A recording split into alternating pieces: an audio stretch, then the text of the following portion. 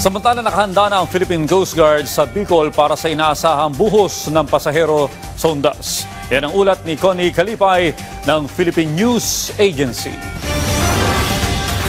Itinaas ng Philippine Coast Guard Bicol ang kanilang alert status at operational readiness para pangasiwaan ang malawakang pagdagsa ng mga pasaherong inaasahan para sa Undas 2025.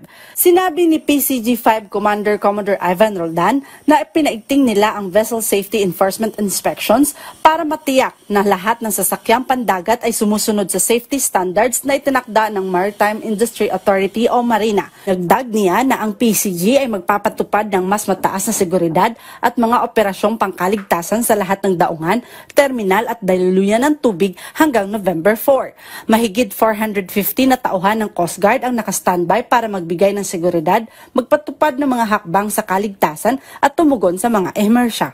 Sinabi pa ni Roldan na mahigpit na ipinatutupad ng PCG ang no overloading policy, tamang passenger manifest verification at random inspection ng mga barko at mga appliances na nakapagliligtas ng buhay.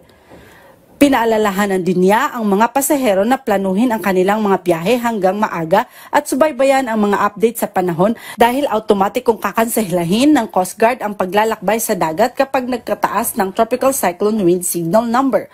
Inahasahan ng PCG-5 na 30,000 hanggang 35,000 pasahero ang dadaan sa mga pangunahing daungan ngayong undas season. Mula rito sa Albay para sa Integrated State Media, Connie Kalipay ng Philippine News Agency.